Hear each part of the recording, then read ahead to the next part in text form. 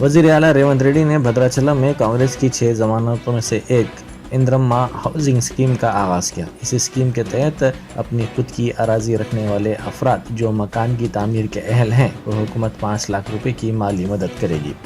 इस मौके पर उन्होंने मुनक्किदा तकरीब में सनसनीखेज रिमार्क करते हुए कहा कि अगर वो दरवाजे खोल दें तो BRS खाली हो जाएगी और इस पार्टी में चंद्रशेखर राव ख़ानदान के सिर्फ 4 अरकान ही रह जाएंगे। उन्होंने कहा कि BRS हुकूमत ने अवामी वादों को पूरा नहीं किया।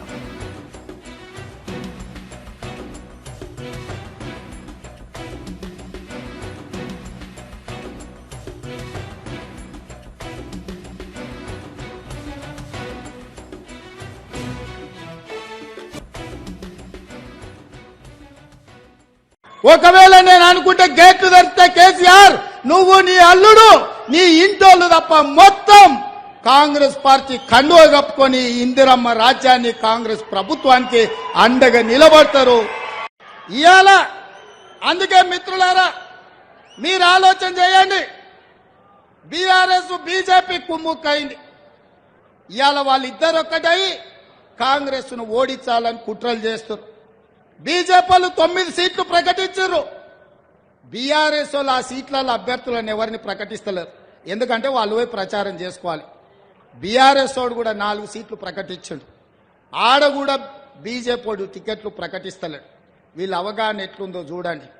ఎందుకే నామనాగేశ్వరరావు టికెట్ ఇవ్వవా? ఖమ్మం జిల్లాలో ఎందుకో ప్రకటించలేదు? ఎందుకు ప్రకటించలే? నీ పార్టీ దిక్కు లేదా?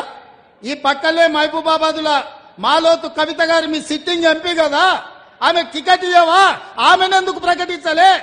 హరీష్ రావు అదే విధంగా కేసీఆర్ ఉన్న మెదక్ జిల్లాలో మీకు అభ్యర్థి దొరకలేదా? సంఖ్య నాకుతుండ్రా మెదక్ జిల్లా పార్లమెంట్ అభ్యర్థిని ఎందుకు మీరు ప్రకటించలే?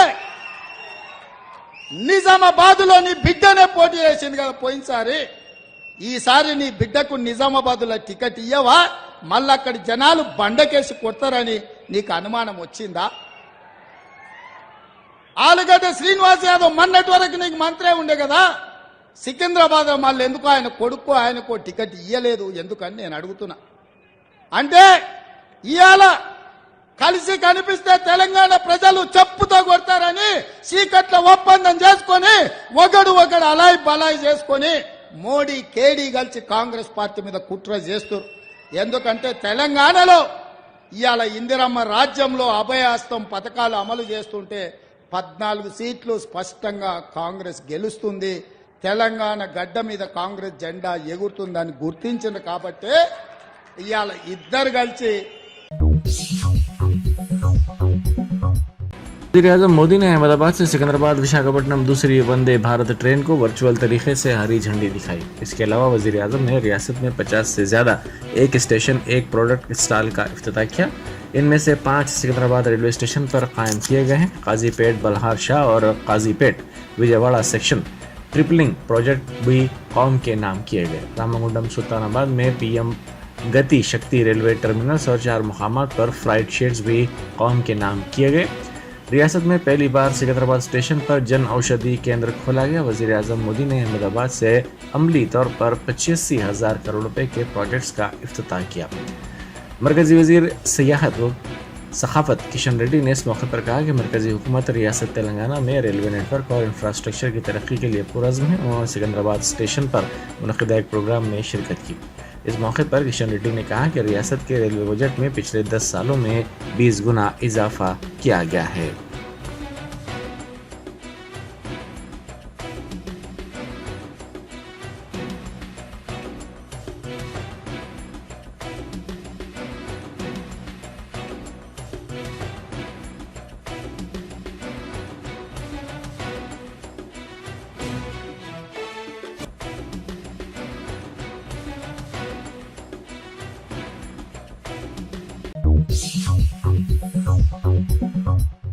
लोकसभा इंतखाबात से पहले मरकज ने मुतनाज़ा शहरियत तरमीमी कानून 2019 पर अमलावरी का ऐलान किया है, जिसके तहत 31 दिसंबर 2014 से पहले पाकिस्तान, बांग्लादेश और अफगानिस्तान से दस्तावेज़ात के बगैर हिंदुस्तान आने वाले गैर मुस्लिम तारकीन वतन को शहरियत दी जाएगी। CAA के कवायद की इजराई के साथ ही मोदी हुकूमत अब इन 3 ममालिक के सताए हुए गैर मुस्लिम तारकीन वतन बशमूल हिंदुओं, सिखों, जैनों, बुद्धिस्टों, पारसियों और ईसाइयों को हिंदुस्तानी शहरियत देना शुरू करेगी।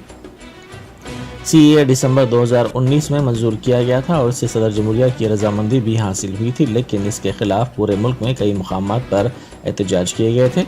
इस कानून पर अब तक इसलिए अमल नहीं किया जा सका क्योंकि ताहाल कवायद जारी नहीं किए गए थे। वजारत दाखिला के एक तर्जुमान ने बताया कि इन कवायद के तहत, जिन्हें शहरियत तरमीमी कवायद 2024 कहा गया है, CAA 2019 के तहत अहल अफराद हिंदुस्तानी शहरियत के लिए दरख्वास्त दाखिल कर सकते हैं।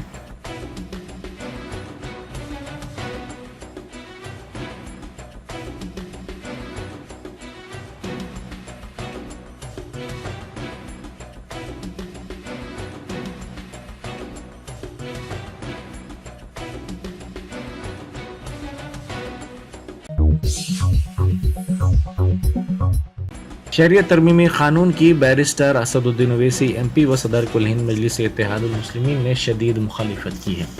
उन्होंने इस सिलसिले में ट्वीट करते हुए कहा कि पहले इलेक्शन सीजन आएगा, फिर CAA के कवायद आएंगे।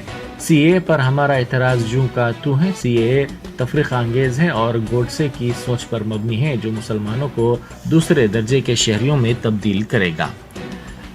उन्होंने कहा कि किसी भी ऐसे शख्स को हुकूमत पनाह दे जिस पर जुल्म हुआ, लेकिन शहरियत मजहब या कौमियत की बुनियाद पर नहीं होनी चाहिए। हुकूमत को बताना चाहिए कि इसने उन कवायद को 5 साल तक क्यों ज़ेर-ए-इल्तवा रखा और अब क्यों नाफिज कर रही है। NRC NPR के साथ साथ CAA का मकसद सिर्फ मुसलमानों को निशाना बनाना है, इसका कोई और मकसद नहीं है। CAA NPR NRC की मुखालिफत के लिए सड़कों पर निकलने वाले हिंदुस्तानियों के पास इसकी दोबारा मुखालिफत करने के सिवा कोई दूसरा रास्ता नहीं है।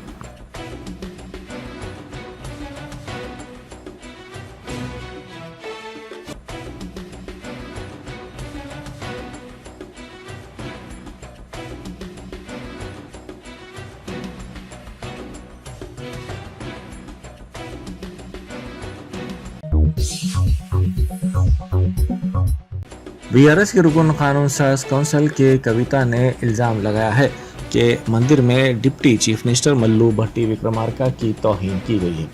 उन्होंने कहा कि जिस मंदिर में सबको यकसां तौर पर बैठना चाहिए, वहां पर भट्टी विक्रमार्का और खातून वजीर कोंडा सुरेखा को नीचे बिठाया गया है और ऊंची कुर्सी पर ऊंचे ज़ात के लीडर को बिठाया गया है, जो इम्तियाजी सुलूक का सबूत है। उन्होंने मुतालबा किया कि वज़ीर आला रेवंत रेड्डी इस मामले पर फौरी माजरत खाही करें।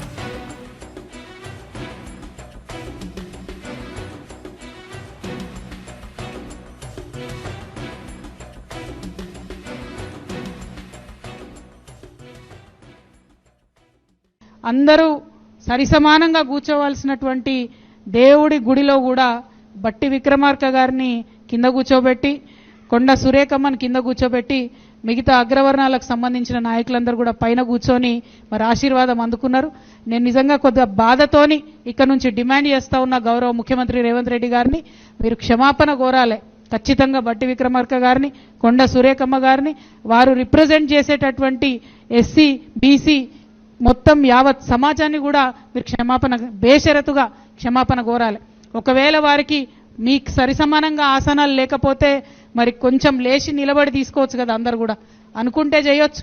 గౌరవం ఇవ్వాలంటే చేయరాదా? లేదు ఎక్కడంటే అక్కడ కూర్చుంటే మరి పక్కనున్నోడిని దూరం ఉన్నోడిని నేను చూసుకోను అంటే ఇవాళ ముఖ్యమంత్రిగా మీది పెద్దన్న పాత్ర ఈ రాష్ట్రానికి. తండ్రి స్థానంలో ఉన్నారు మీరు, కానీ అది మర్చిపోయి ప్రతిపక్ష నాయకుడిలాగా మరి తొందరపాటుతోని మీరు చేస్తున్నటువంటి బిహేవియర్ని, మీరు చేస్తున్నటువంటి వైఖరిని ప్రజలంతా కూడా గమనిస్తూ ఉన్నారు. ఇది ఇప్పటిది కాదు, వాళ్ళ మంత్రివర్గంలో మీరు చూడండి, రజకకు ఇప్పటి వరకు ఎవరు కూడా ఒక రజకకు రిప్రజెంటేషన్ లేదు. పెద్ద సామాజిక వర్గమైనటువంటి ముదిరాజుకు రిప్రజెంటేషన్ లేదు, ముస్లిమ్స్కి లేదు, ST లేడు ఇప్పుడు మంత్రి ఒక్కరు కూడా, యాదవ లేదు, కుర్మ లేరు, విశ్వబ్రాహ్మణులకు లేరు, ఒడ్డెర లేరు. ఇట్లా అనేక అంటే పెద్ద పెద్ద సంఖ్యలో ఉన్నటువంటి ఈ సమూహాలను రిప్రజెంట్ చేయడం కానీ వారికి సంబంధించిన అంశాలు చెప్పేటటువంటి వాళ్ళు కానీ లేరు అంటేనే మీ ప్రభుత్వం యొక్క సామాజిక దృక్కోణం ఏంది, మీరు వ్యవహరిస్తున్న శైలి ఏందన్నది చాలా స్పష్టంగా అర్థమవుతా ఉన్నది.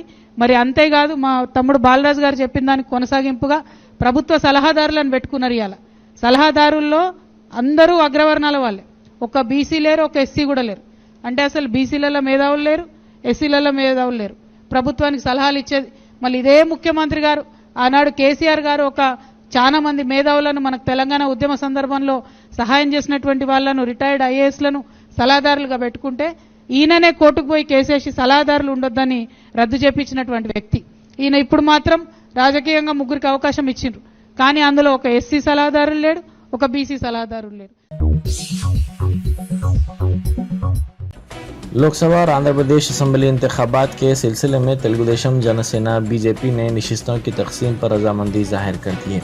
बीजेपी 10 असेंबली हलकों में और 6 लोकसभा हलकों में मुकाबला करेगी. तेलुगुदेशम 17 पार्लिमानी हलकों और 144 असेंबली हलकों पर मुकाबला करेगी, जबकि जनसेना 3 लोकसभा हलकों और 21 असेंबली हलकों पर मुकाबला करेगी.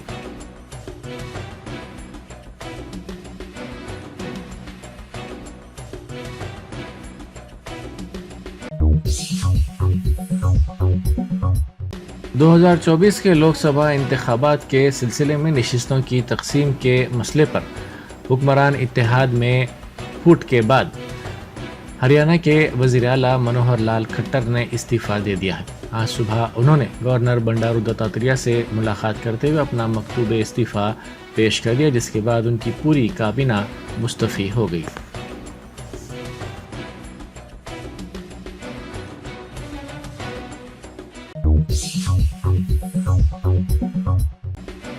बीआरएस के कायदीन डी श्रवण और सत्यनारायणा ने राजभवन के सामने हाथ जोड़कर गवर्नर डॉक्टर तमिलिसाई सौंदरराजन से दरख्वास्त की कि कानून साज कौंसिल के लिए उनकी उम्मीदवारी को कबूल किया जाए.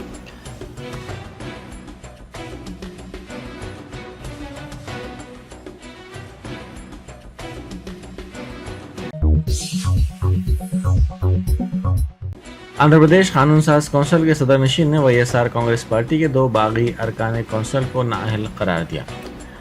कौंसिल ने हुक्मरां जमात के 2 बागी अरकान वंशी कृष्णा यादव और सी रामचंद्रैया को कानून साज कौंसिल से इनहिराफ कानून के तहत नाअहल करार दिया है.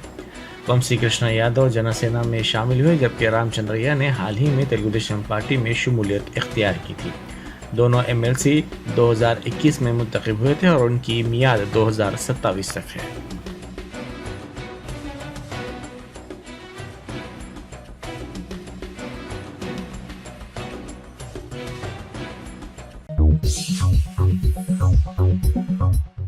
तेलंगाना में पहली मरतबा टीएसआरटीसी माहौल दोस्त इलेक्ट्रिक नॉन एसी बसें दस्तयाब करवाई गई हैं.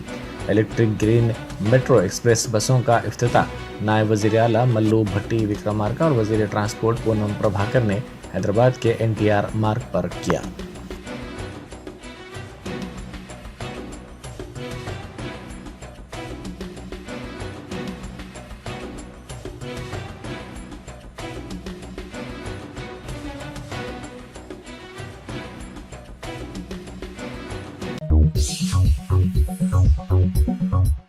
कुतुबशाही मस्जिद हकीम शाह बाबा दरगाह में तरावी का एहतमाम किया गया, जिसमें फर्जंदान तौहीद ने बड़ी तादाद में हिस्सा लिया.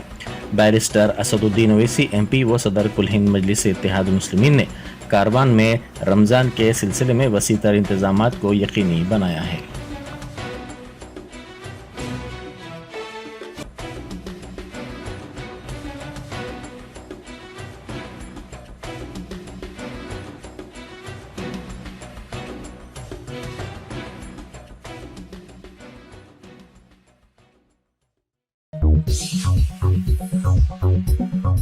Asif sweets and bakers, Asif Nagar main road और branch Blue Moon sweets and bakers Tappa Chabutra हर साल की तरह इस साल भी रमज़ान के मौके पर रोज़ेदारों के लिए पेश कर रहे हैं 4 गोश्ता और असली घी में तैयार करदा 100% हाइजीन आसिफ रमज़ान स्पेशल हलीम, जो शब मेराज और शब बारात के मौके पर भी दस्तयाब रहेगी. एक बार खाएंगे तो बार बार चाहेंगे.